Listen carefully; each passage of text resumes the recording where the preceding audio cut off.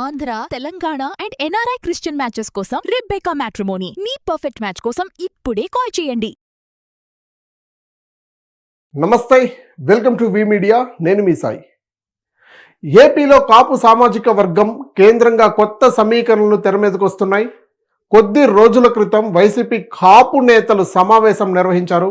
ఇప్పుడు విజయవాడ కేంద్రంగా కాపు సభ నిర్వాహకులకు టీడీపీ నేతలు సమాయత్నం అవుతున్నారు. ముద్రగడ సంస్మరణ సభ వేళ కాపు నేతలు తమ భవిష్యత్ కార్యాచరణ పైన చర్చించనున్నారు. అయితే కాపు నేతలు ఐక్యత, హక్కులు, రిజర్వేషన్ల పైన కలిసికట్టుగా పోరాటం చేయాలని డిసైడ్ అయ్యారు. బోండా ఉమా నిర్వహించే సభకు తాను హాజరవుతానని వైసీపీ ఎమ్మెల్సీ తోట త్రిమూర్తులు ప్రకటించారు. ఇప్పటికే కాపు నేతలు ఎవరనేది చూస్తే జనసేన నుండి పవన్ కళ్యాణ్, నాదెండ్ల మనోహర్, టీడీపీ నుండి బోండా ఉమా, నిమ్మకాయల చిన్నరాజప్ప, మాజీ మంత్రి నారాయణ, వీళ్ళంతా ఉన్నారు. వైసీపీ నుండి బొత్స సత్యనారాయణ, పేర్ని నాని, అంబటి రాంబాబు, ముద్రగడ పద్మనాభం, గుడివాడ అమర్నాథ్, తోటి త్రిమూర్తులు. కాపు సంక్షేమ ఉద్యమ నాయకులు చూస్తే ముద్రగడ పద్మనాభం, వంగవీటి రంగ, వంగవీటి రాధ. అయితే వంగవీటి రాధ ఇప్పుడు పూర్తిగా యాక్టివ్లో లేనట్లుగా తెలుస్తూ ఉంది. కాపు వర్గానికి ముఖ్య నాయకుడు ఎవరనే విషయంలో అంతర్గతంగా కొన్ని అభిప్రాయ భేదాలు ఉన్నాయి. ఏపీలో ఇప్పుడు మరో కాపు రాజకీయం కాకరేపుతుంది. కొద్ది రోజుల క్రితం వైసీపీ కాపు నేతలు ఎమ్మెల్సీ తోట త్రిమూర్తులు ఏర్పాటు చేసిన సమావేశానికి హాజరయ్యారు. ముద్రగడ పద్మనాభం మరణంతో ఆయన సంస్మరణ సభ వేళ పార్టీలకు అతీతంగా కాపు నేతలు రాజమండ్రిలో జరిగే సభలో పాల్గొంటున్నారు. ముద్రగడ ఆశయాలు సాధన కోసం కలిసికట్టుగా పనిచేయాలని నిర్ణయం తీసుకున్నట్లు తెలుస్తోంది. ఇదే సమయంలో విజయవాడలోనూ ఇలాంటి సమావేశమే నిర్వహించారు. కాపు ఐక్యతను విజయవంతం చేయాలని కూడా బోండా ఉమా పిలుపునిచ్చారు. కాపులంతా రాజకీయాలకు అతీతంగా ఐక్యమత్యంగా ఉండాలనే అవసరం అయితే ఉందని చెప్పారు బోండా ఉమా.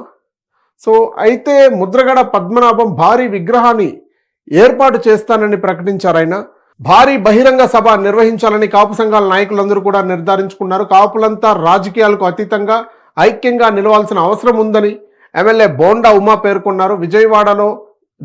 విజయవాడ సెంట్రల్ నియోజకవర్గంలో ముద్రగడ పద్మనాభం భారీ విగ్రహాన్ని ఏర్పాటు చేయిస్తానని ప్రకటించారు. కాపు సమాజం భవిష్యత్తులో కార్యాచరణ అందరూ కలిసి ముందుకు రావాలని ఆయన పిలుపునిచ్చారు. కాపు నేతలు అయినప్పటికీ రోజు తిట్టుకోకుండా ఒక్క రోజు కూడా ఉండరు. సో రోజు తిట్టుకుంటూనే ఉంటారు. ఉదాహరణకు వైసీపీలోని కాపు నేతలు అంబటి రాంబాబు, పేర్ని నాని, వీళ్ళంతా కూడా టీడీపీలో జనసేనలో కాపు నేతలు ఉంటారు. వాళ్ళందరినీ కూడా విమర్శిస్తూ ఉంటారు. వాళ్ళు వీళ్ళని విమర్శిస్తూ ఉంటారు.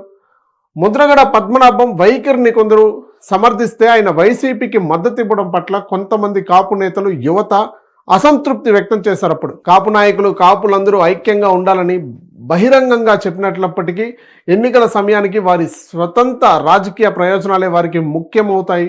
దానికి పదే పదే కాపులకు అందరికీ కూడా గండిపడుతుందనే చెప్పుకోవచ్చు.